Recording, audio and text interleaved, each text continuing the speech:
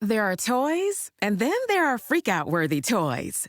Toys that get big reactions like... OMG, no way! Or... Best present ever! Or... It's what I've always wanted! For those toys, you need Walmart. They've got exclusives from major brands like Disney, Barbie, and Adventure Force that you can't find anywhere else. Toys that make kids jump for joy. Thank you!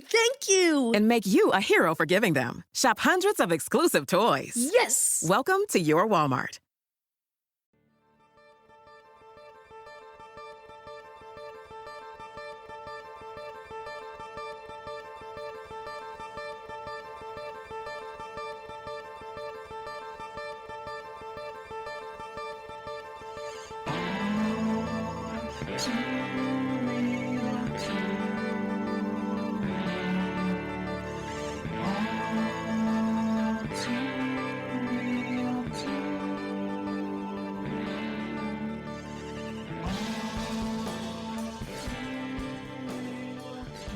Okay, everybody, welcome to the latest episode of ALL2 Real 2.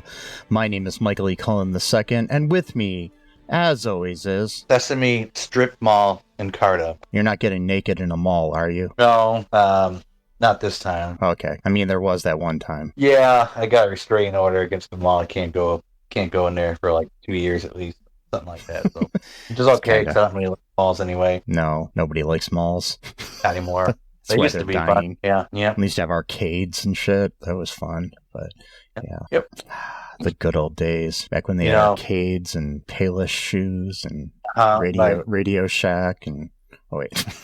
All this stuff was, like, easy technology, was meant to make life easier for people, but then it took away some of the joys that came, with, like, for example, going to a Blockbuster or Family Video or whatever came before that, and actually going to a physical store and renting a movie and just kind of browsing through the catalog.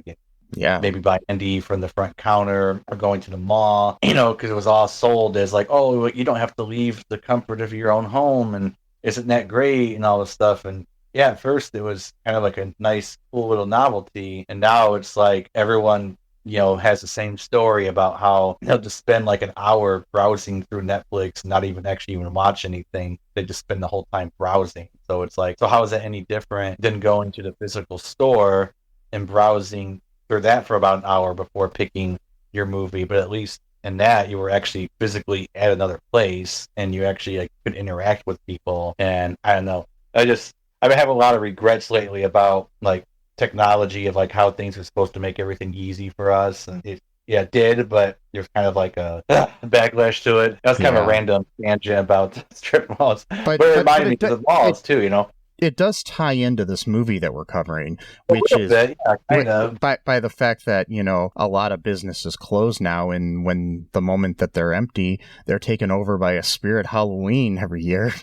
And that's all interesting thing of itself. I haven't really done the research on that, but that's a really interesting concept. That like how do they do that? They just like find what's like closed and they just go set up shop for like a week or two or a few weeks. And yeah, I mean they'll have to find something in the area, and it's usually like something that's in between leases or has yet to have the new store move into it, and they take it over because of it's they can rent it for 3 months or 2 months or whatever, and it's a lot easier than paying a full year lease on something. Yeah. So and the usually the people that own the property are happy because they're getting a little bit of extra cash instead of the building just sitting there empty. So yeah, it's a very interesting business concept that they've got going on, where they don't have like a store. My city this year doesn't have a Spirit Halloween. So, okay. Yeah, I guess there wasn't an empty building for them to go into or something. I don't know. Or maybe just toss it. Yeah, or one that worked out, because we do have some empty buildings in town, but it's not like, a lot of the empty places are smaller, so it's like you can't really set up a Spirit Halloween in a like a closed carry out or something. So yeah, I didn't realize how big how big they were with like all the items that they sold and stuff. I thought it was always like a small store. I didn't realize how it's huge usually, because I mean they'll go in something like an old Circuit City or an old Toys R Us, as in this movie, or some bigger places like that. So Yeah. It's they're owned by Spencer's Gifts. Yeah. Oh, Spirit okay. Halloween. Yeah, I know them. Yeah, they're the ones that created it. So, but right now we're going to be covering not the store Spirit Halloween, but the movie Spirit Halloween, which is the scariest film I've ever seen in my life. I figured that this would be a good one to have premiere on Halloween. So, because it's called Spirit Halloween. Yes, and it's a frightening film. I mean, it gave me nightmares for days.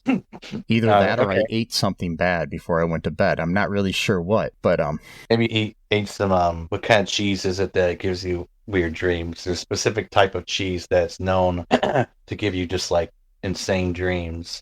Whatever. Well, all cheese does to me because I like to lace my cheese with LSD. And, wait. Well, yeah, I guess that will do it. Munster? I don't know. Not Eddie Munster, but like It'd be funny if Munster cheese is what gives you nightmares, So, yeah, it's like it kind of sounds like Monster. Someone should do a meme called Eddie Munster and have like his face be cheese or something like that. Or we should get a big block of Munster cheese and carve it to look like Herman Munster or Eddie Munster or Grandpa or something. So yeah, you should make a shirt for the our store, the Eddie Munster, with like a Munster cheese as his face, or like transparent, maybe yeah. Like we should try that. What was I saying? I forgot what I was saying about the shit. Oh yeah, about the movie being scary. It was kind of scary, but like for different reasons. Yeah. Not so much like what you would get from like a traditional like horror film. Yeah, it wasn't really a horror film, I don't think, but yeah. It was just, I mean, like there were some parts like with the stuff they sell were pretty scary. Like the skull people, like really tall. That kind of freaked me out. At one point, there was like a weird thing with like 4 legs that was like kind of just crawling around. Shit like that actually that does scare me though. Like I kind of wish that Halloween wasn't like so scary. Like when you go trick or treating, like with kids. Like, do we really need like something like that's gonna terrify these kids? Like, can't we just have like a fun little thing? Like.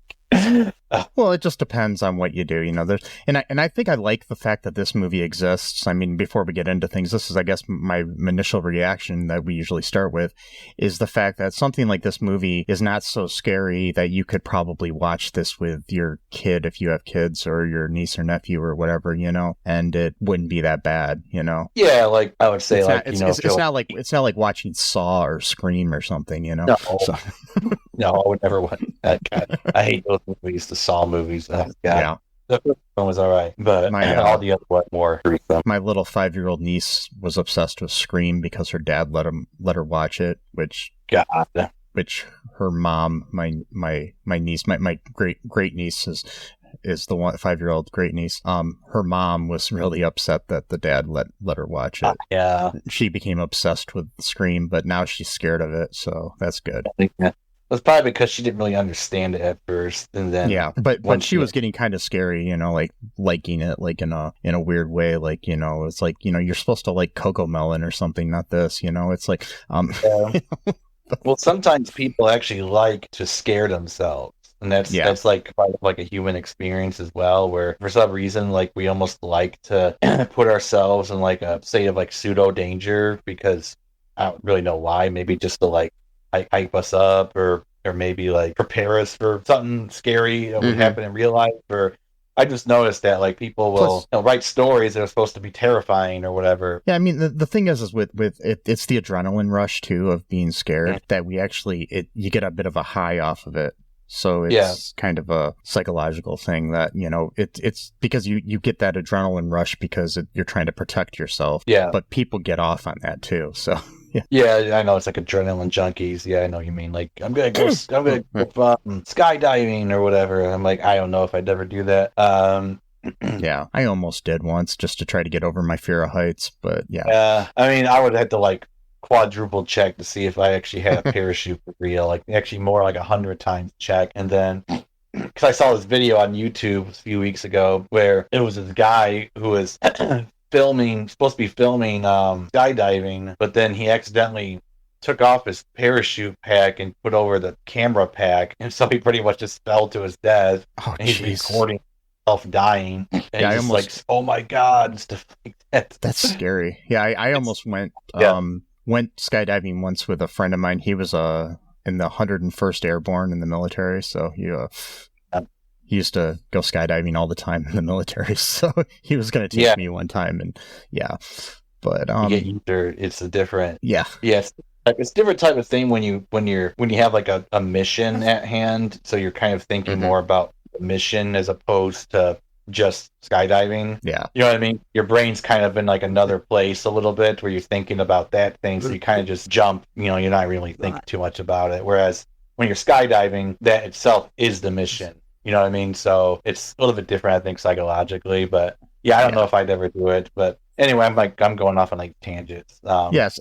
Anyways, so what was your initial reaction to the movie then? It was okay. I didn't hate it, but I wasn't like really huge about it. It was, it was. I think it was just decent. It's not something I would watch twice. Yeah. It has some good actors in it, like Christopher Lloyd. I forgot his name. Rachael Leigh Cook. Yeah, Rachael Leigh Cook. And Marla Gibbs. Yeah, but it was. I mean, it wasn't bad. I wouldn't say that it was a bad movie. It had some pretty. Yeah, I mean, it wasn't horrible. The plot was a little disjointed, in my opinion, but I mean, the movie was only 82 minutes. It wasn't even an hour and a half. I think. I don't usually say this for this type of movie that, it's like a kid's Halloween type movie. I think this could have benefited from about 15 or 20 more minutes. Yeah, I mean, because the main part of the story didn't even start until like there was like a half hour left of the film, and that's like when the big started happening. And there was no character development much. I mean, there was a little bit, but not much at all. Like it was hardly at all. Yeah. And also, too, the credits were like 6 minutes long. I'm like, for this movie, really? Like, yeah, and that might go into the running time too. So that's what I'm saying. I don't think Avengers Endgame had that many minutes of. Oh yeah, but yeah. Oh well. Yeah, sure it did, because the number of people involved in Avengers Endgame, equals like probably all of the equal to all the words in the Bible, so yeah. Anywho, so what goes down in this movie here? First off, I should probably give some information here about the movie before we get into that. Yeah, it's Spirit Halloween is the name of the movie. It came out in 2022. It was directed by David Pogue, and it's his first film that he directed. Prior to this, he did like cinematography on some shorter films and other things like that. But this is his first directing. It was written by Billy Bates, who she looks like she's written one other movie called Christmas No Filter. Okay. Which came out the same year. So got that. And then it stars Donovan Colan as Jake, Jaiden J. Smith, no relation to Jaden Smith, or Will Smith, as Bo, Dylan Martin Frankel as Carson, Marissa Reyes as Kate, Rachael Leigh Cook as Sue, Billy Roy as Joni, Christopher Lloyd as Alex Windsor, Marla Gibbs as Grandma G, you got Brad Carter as Frank. That's pretty much the main cast here. So, yeah. So, how's this movie start? So Christopher Lloyd's character, Alec, he's like a big business guy. He's trying to buy up all of the buildings of the area and kind of build up the town essentially. And he's got an eviction notice for this woman. And basically, he's like, okay, you can't do anything about it now. You could stay and watch us, destroy the building if you want. Watch the fireworks. I think was the term he used. And so she puts a spell on him. At first, it seems like it doesn't really work. It kind of seems like she's kind of like imagining that she's doing a spell because there's like thunder and the clouds are getting really close to them. But then he kind of like fakes having a heart attack. And so I thought like, oh, maybe she was just imagining that she's a witch. Yeah. But then he takes like 2 or 3 steps away, and then he actually does die. And there's also a little girl there with her. Yeah, either her daughter. I think this was like it seemed to be like an orphanage too, there or something there. So it was like kind of confusing. Yeah. Yeah, I wasn't really sure, so I thought maybe it was a daughter, just someone she's taking care of. And she's humming this tune, which comes in play later. But yeah. Oh, that's right. Yeah, she's humming the tune, and then we get into our time, and we got this dumb thing where this kid named Carson is a whopping 8 months older than his best friend Jake, but somehow he thinks like he's like 20 years older than him for some reason. And like they shouldn't hang out because he's like a man now, I guess, or something. I don't know. Well, he's got peach fuzz on his chest, so I can understand if you're a year older, maybe, or 2 years older. Definitely, I can understand when you're at that age. Maybe a year if you're pushing it, but 8 months, really? Come on. Yeah. Well, like, yeah, it's hard to say. I mean, because like I hung out with kids older and younger than me when I was that age, so it doesn't, you know. I don't know, but it's like acting like he's like too cool for his best friend, and he doesn't want to do the kid stuff anymore. He's too old. Yeah, he wants to try to go to a high school party. These kids are all like probably about 13, and like in middle school or whatever. So yeah, I know it was really dumb. And you got Jake, whose dad died of bone cancer, which we'll come into later. That specifically mentioned. It's blood cancer, but yeah, but yeah, yeah. It's just.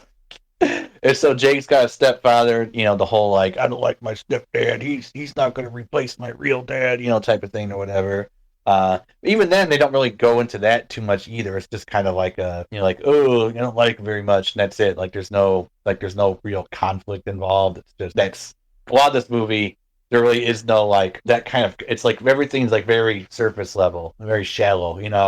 Where it's like the conflicts people have with each other are just that's it, and like there's really nothing deeper for it. It's like they're trying to make some kind of connection to the audience to give you some kind of like feelings about it. But my thing is, it's like they're trying to make you feel sorry for Jake, but he's actually an asshole. So it's yeah, he is. Like he doesn't want to take his little sister trick or treating. He wants his stepsister, by the way. Yeah, so yeah. Stepsister. Oh, okay. Yeah, that was a stepsister because it was his stepfather's kid. So yeah. Oh, okay. Yeah. And and he doesn't want to take her trick or treating. His mom is like, hey, you really have to start making an effort to actually like spend time with her. You're not just gonna hang out in your room and brood all day long. And so he's like, whatever, mom, who cares? What you think or whatever. So yeah, he gets this idea. Oh yeah, go ahead. Oh yeah, he's like they have the scene too where it's like he's all upset because his dad. I mean, which makes sense. They're trying to make you feel sorry, but his dad and him used to like go all out for Halloween, and it's like his little stepsister wants to dress up as a princess, and he's like, princesses suck and stuff like that to her. Like they're not scary, blah blah blah, and it's just like, okay, dude. We get it. You're a teenager. You don't have to be scary. You can dress up as a different kind of character. Yeah, I mean the if you want to listen to our previous episode about Halloween where we talk about the history of it, which we did a few years ago, you can check that out and find out. I mean, the origins of it are in fear and scares and stuff, but still, that's not what it is nowadays. But I mean, it's like that ultra conservative Christian woman who dressed up her kid and herself and says, we don't believe in Halloween. We just like to dress up and have fun. That is Halloween. My God. Okay, whatever. Yeah. It's like Halloween we just is have evil. To do it on the day. We have to do it on the day, and then we don't like to go trick or treating or anything. We just like to dress up and have candy and have fun. And wait, sure. Okay. We don't do birthday parties. We just have a cake and candles, and we give presents to the person. But we don't sing the song "Happy Birthday," so it's not a birthday party. I don't believe in premarital sex, but I do believe it's okay for a man and a woman to lay in bed together and fornicate. But I don't believe in premarital sex. Wait, what? What? It's like, what are you talking about? Yeah, I know. And then so he gets this idea where he wants to do something scary so Carson will want to hang out with them. So they go to some movie. Carson's not interested in it. They're like all sleeping through it. Yeah, it's like they have like a little puppet show there at the movie theater that tells the story of Alec Windsor, the Christopher Lloyd's character who died at the beginning of the movie. So, and is now a spirit that supposedly haunts the town. So yeah. Yeah, there's like a whole legend for him, and Jake gets the idea of like, why don't we just, break into Spirit Halloween and commit a felony and, just stay the night there, and somehow that's going to be scary. Technically here, they did not break in. They just went in before the store closed and stayed there and didn't leave. That's the thing too. What kind of bad employee are you? We don't check to make sure that people haven't left the building. And the thing is this is like right before Halloween here. The movie, I don't know if there was like some kind of like COVID restrictions or what, but there was like no customers in the store most of the time. Yeah, it was just, I don't know. And it's like I'm sorry, it's the equivalent of like having nobody in the stands at the Super Bowl. I mean, It's like, what the fuck? It's like if you see like 3 or 4 people going in the store and they never come out, and you don't even like, that's weird, and so you just go close up the shop and leave. Yeah. Like, I guess the job wasn't that important enough to them, which is fine, fair, but these are people that are only hired for like 2 or 3 months anyway, so they don't really give a shit. They probably give a shit, but yeah, probably so a bunch of ex-cons and pedophiles and oh wait, I'm just joking. What? I'm saying that's probably who they're hiring. I think was that skit from SNL, is that why you thought about that? Because the guy was like... Yeah, but I mean, it's probably true though. I mean, I don't know. I'm just joking. I don't want to like criticize anybody that's worked for Spirit Halloween or the company itself. So please don't sue us. Right? No, because he's making a reference from a sketch from SNL last night where they're talking about Spirit Halloween, like giving people jobs for 6 weeks or whatever. And then, I mean, this was, by the time this airs, it'll be several weeks ago, but yeah. Yeah, so he's like ringing up some girl, and he's like, are you over the age of 18? She's like, no. It's like, okay, I'm not legally allowed to talk to you. So this person's gonna ring you up or whatever, and then it's like a nurse's cosplay. Like, this is gonna look really good though. It's like, wow.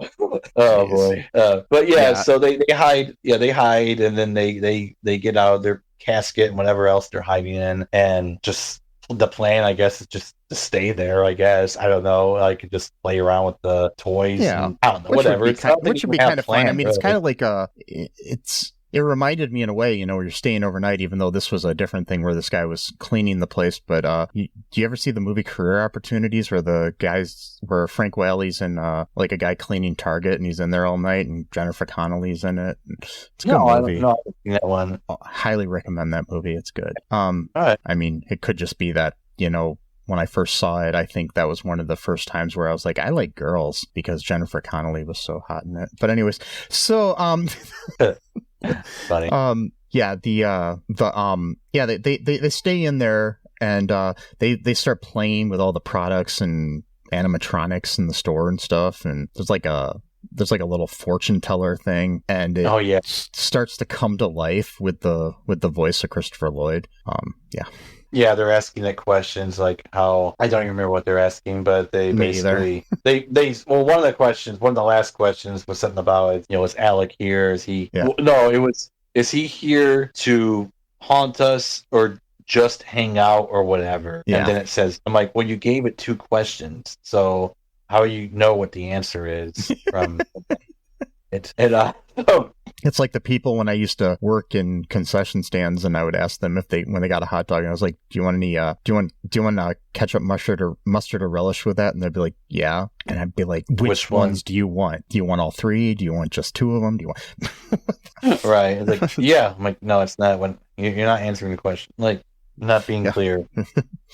So this Alec dude, he's like a spirit now, like a blue spirit orb looking, not really an orb, like some kind of weird shape. And I guess the story is that every Halloween he has to possess something in order to, quote, rest, but he has to possess a human, I guess, or something. I don't know. He can it's like he's kind of stuck between worlds, I guess, between life and the afterlife, and he can he doesn't have to, but he's able to possess objects or people, and if he is in a person for a certain amount of time, he ends up basically possessing them permanently. Like, yeah, he gets on them. I think it's like as long as it's before midnight, he gets to, or if midnight comes and he's still in that person or whatever, he gets to stay in there forever, I guess. And then he could just die for real whenever he dies, I guess. I don't know. And then Kind of a weird plot. They didn't really go too much into it. But we do know that the spell from the beginning has something to do with it, or at least that is assumed. But we do have this kind of creepy character who's Bo's grandmother, who's always sitting on a porch outside, like, and just like scares everyone because they think she's like either dead or asleep, and then she'll just like speak in like a spooky voice. She's got like kind of a like clouded over eye, one of her eyes. And, yeah, one of her eyes like is completely And she's played by Marla Gibbs, who people will know from 227 or The Jeffersons. So yeah. Mm-hmm. Oh, okay, yeah, that makes sense. Yeah. And then and so she like talks in a spooky voice like, "Don't let them stay up too late," or whatever. And he's like, "Oh my god, sure, don't." And then we'll get into that later about who she might be in relation to the story. And so Alec starts possessing these really creepy, like animatronics, like this really tall skull-like figure that's supposed to represent death. It's like 8 feet tall or some shit like that. Yeah. And, glowing red eyes and chasing after them until they're like, well, wait a minute, this thing's made of plastic. I mean, why are we acting like this is a real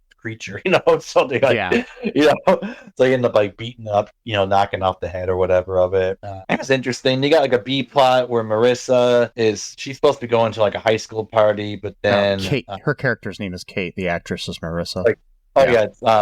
Kate is, Sue's like, oh, did Carson take his phone? And she's like, yeah, but then she sees his phone on the bed, so she takes it with. She's Carson's older half sister, and right. She and she's also like Jake has a huge crush on her, so.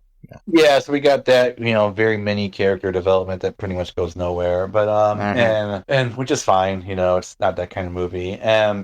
So she's one of the B plots is her kind of running around town trying to find Carson. We have a C plot where Sue is also driving around town because she's suspicious that they lied, doing the whole I'm staying over at so and so's house, type of scheme that a lot of kids do that think is so clever at all. But whatever. Hey, they're learning how to do schemes, so you got to start somewhere. And then Kate eventually gets to the store. I forgot how she knew that it might be there. I forgot the reason that she thought maybe. Do you remember why? How she thought? How she figured out that they were there? Or I do not remember. Maybe she saw a bike. Maybe she saw their bikes. I remember. She just finds out that they stay there. I don't even know how. I can't remember. I'm trying to think if she just was looking. How she got. Yeah. Whatever. She got there. I'm thinking maybe she saw their bikes. That's what I'm gonna say. Just because that makes sense. Well, it makes sense of how she found out, other than just guessing, Yeah. Why would you guess?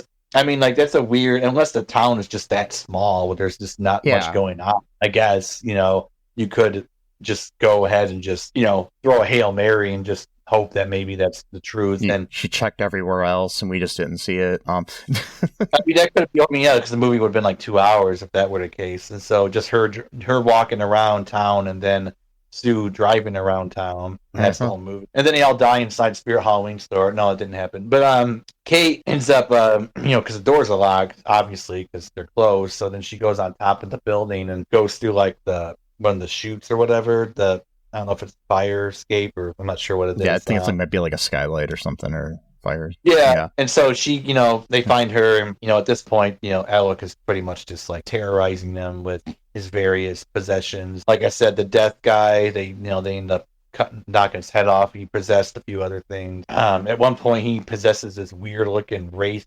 Fucking weird kind of thing scared the shit out of me. Like I would not want to see that in someone's Halloween decorate. I just walk away. Yeah. Because like my niece Evie wants me to take her trick or treating this year. I'm like, okay, but if I see something like that, we're just skipping that. We're not even going. Right? Like I'm sorry, I don't even care if they're like, handing out regular size candy bars, not like the mini shit. Like we're not going. I'm just going to remind you that you're an adult and these things aren't real. And I don't care. Still scary no matter what, they're real or not. I mean, come on, that's like if I watch, a horror movie, I know it's not real, but it still scares me. And I don't like being okay. So I used to do something stupid when I was a kid, and then that is the reason why I don't like scary stuff that much anymore, unless it's just like conceptually scary.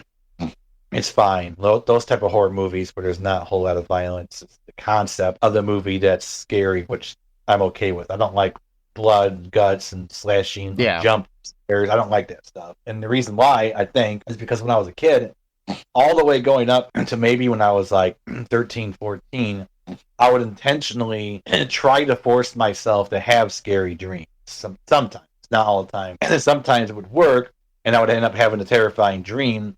And then in the dream, I was actually like pissed off at my real self, knowing that I caused myself to have this dream. And so I'll be like mad at myself in the weird dream world. As I'm experiencing the dream halfway, I'm also know that I created the dream itself. So there's like two stories going on at the same time in my mindscape. And then something similar would happen to almost every dream I would have like this. The characters would be different each time. But what would happen is that one of them would always be walking very slowly towards me, menacing way. And then for some reason, I would fall to the ground. I couldn't walk.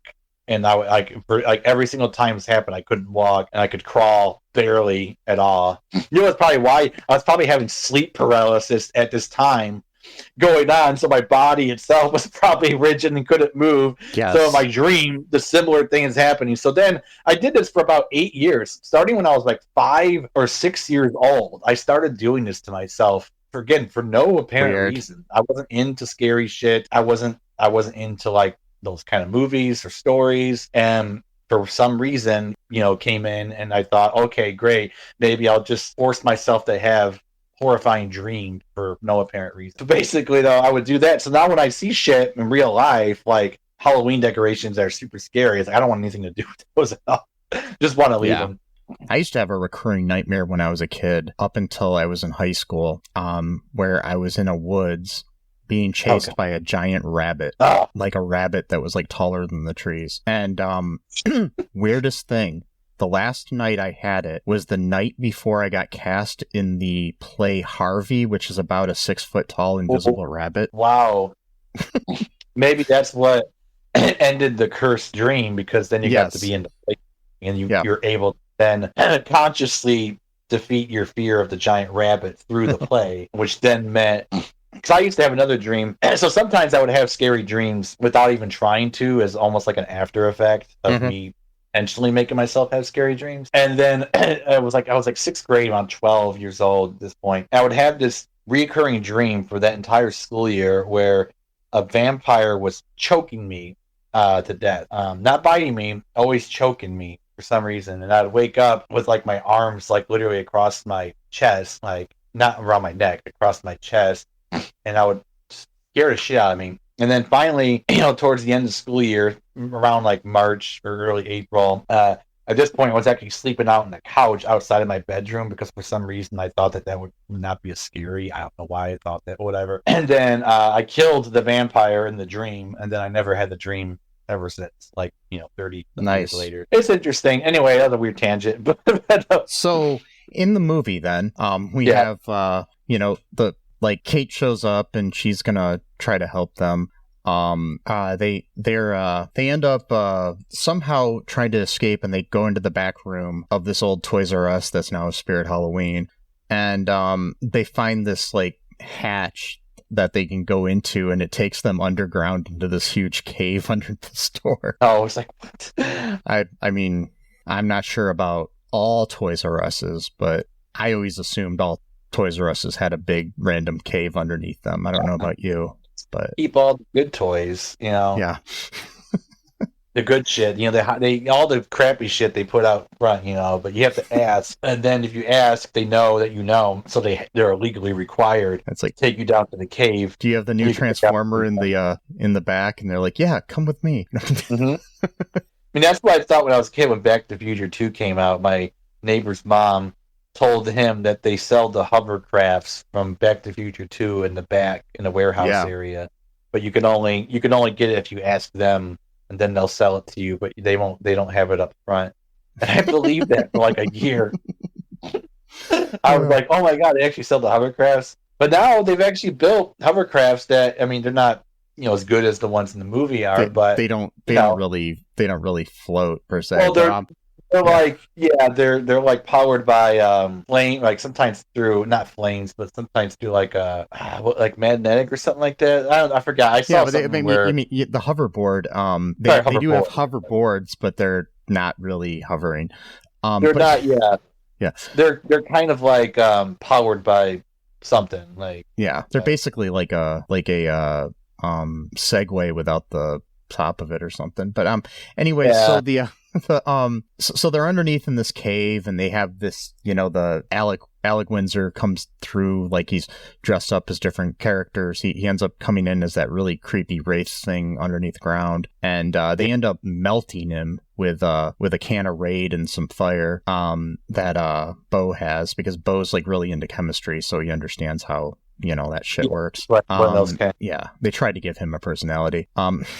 They tried. I mean, yeah. So they end up figuring out that there's like they avoid him, and basically he ends up leaving the final like animatronic, and at one point Alec takes over Kate's body. Yeah. This is before, well, actually after. I mean, they discovered what they needed to do. They needed to take the head of so many of the things that he possessed, and what else was it that they needed? They needed I don't remember what the spell was. They needed a bunch of shit. I don't remember. And because they figured out somehow they needed to put all this stuff in something and burn it. And the key ingredient was something that was very sentimentally important to somebody. So Kate was originally going to give them this like locket she had or something. Necklace. Yeah. That was important to her, and so, but Alex steals that, so they can't use that. And then he possesses her later, and so they've got to find something else. And they have this big argument, and Bo of all people tells Jake that he needs to move on from losing his father, and that Carson needs to focus on helping his friend recover from it or something. But it's like they decide that they need to take this thing, and he has a sentimental picture from a Halloween with his dad in it, that they decide that that's what they need to do to get rid of the thing. But then that ends up getting eaten by Kate when she's possessed by Alec, and because Alec did. So and so they end up having to burn, like, he has Jake has this book that's all about like magic spells and scary shit, and they end up using that because that was something that was given to him by his dad, so it was sentimental, so they have to use that to get rid of the shit. Get rid of the shit. Yeah. Get rid of Alec. And so that happens. So the spirit leaves Kate, and so, and he's defeated. And so Sue finds them at the place too. They end up leaving the store. Everything's cool. You have a little like romantic tension between Kate and Jake, and she gives him a kiss on the cheek, but nothing more, because they're probably like 2 years apart, so that's like a million years, and kid. Plus, he did try to kiss her though before that. Like, yeah, he like, did. Whoa, but, hey, bro. Like, she eventually gives him a kiss on the cheek. So, but they basically everybody apologizes. Jake apologizes to his family, and the Spirit Halloween employee returns to the store and finds the store like in complete shambles. And then we're like the next Halloween or something, and Jake ends up taking his little kid sister out. Oh yeah, earlier in the movie though. His kid sister at one point, she's in the bedroom. She comes in the bedroom of Jake, and she just is talking, and randomly, a complete non sequitur, she just says, "I'm sorry your dad died of bone cancer." It's like, what the hell? Which is the greatest line in the whole movie. Anyways, so how long at that point were they like a new family? Like how, like, did they ever explain how, like, was it a year or two when his dad died? Like, I mean, did they even explain like when this happened? Did his dad die since the last Halloween, or has he been gone a couple of years? Something, or I don't know. Weird thing to say if you've already been a family for a while. I'm sorry your dad, like, that would be something you would say like current, like if it just happened or happened a little bit ago. Like the first time you meet each other and you're talking about things, and but I mean, I guess I could see a little girl taking a little while to work that up to tell her stepbrother, but still, it's like, I don't know, it was weird. But anyways, we have the end of the movie, and then there's a random scene where Grandma G is in the cave and she basically casts a spell that seems to revive Windsor's ghost before the credits roll. There was an earlier scene where Grandma G was humming the same song as the little girl from the beginning of the movie, so that basically clues us into the fact that she is the daughter of the witch from the beginning of the movie, and she's also a witch. So, yeah. That's what I was thinking too, getting from that. So basically, she does this every year to kind of force him to like never be able to move on. Yeah. I mean, it kind of set it up perfectly for a sequel that we'll probably never see, because the movie, I mean, it did go into theaters, and it made $81,377. Yeah. Yeah. I mean, I don't know what it's made on, like, you know, streaming and DVD sales and whatnot, but it's I don't know if that's gonna bore a sequel. I really wouldn't. Probably not. I wouldn't watch it if they did.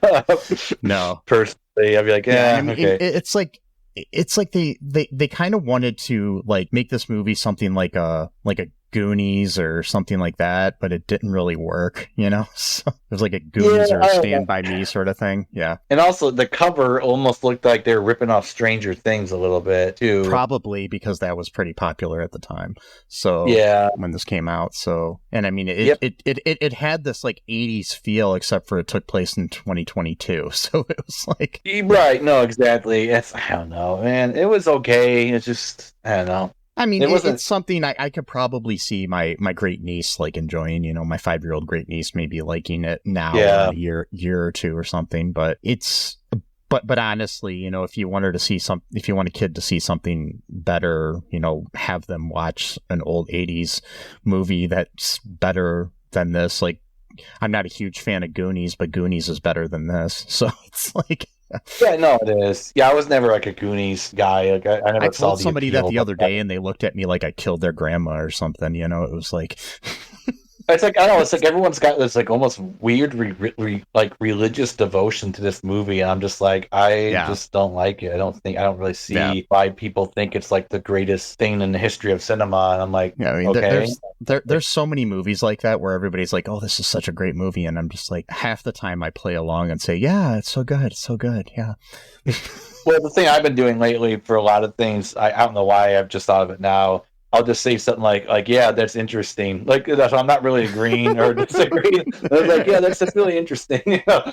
That's what you do when you're not listening to somebody. It's like, oh, yeah, you don't say, yeah. Dude. Although I'm usually pretty good at, you know, showing my attention to what someone's saying, almost to a fault. Yeah, because half the time they don't do it to me. You know, but whatever. Well, hey, you know. What was that? I wasn't. I say half the time. Yeah, exactly. That was anyway, funny. So it's like I think it was a decent movie, and like I said, it's worth maybe something to just put on in the background, but not anything to, you know, pay for. Right, yeah, don't pay for this movie at all, please. Yeah, I mean, it's on like Tubi, but it's also on, if you have Amazon Prime, it's on there. So it's like currently, and I'm sure it will be in the future. So, any final thoughts here? No, not really. There's nothing else to say. Yeah. I mean, as far as like any kind of trivia goes, the film was actually filmed inside of a real Spirit Halloween store in Georgia. Wow. I don't know if they opened it up early and filmed in there or what they did, but it was actually it was an old Toys R Us that was a Spirit Halloween that year. So yeah, there was so much stuff in there too. And I'm sure they had to be careful though too, because they couldn't show like licensed stuff, like, you know, like a you know, like a, I don't know, like a Barbie costume or a you know, or Freddy Krueger costume or whatever, you know. So anyways, hope you guys have had a good spooky season here, and this is our last of our all 2 October episodes this season. If you have any suggestions for next year, let us know. Send me any of your suggestions to mike@cullenpark.com.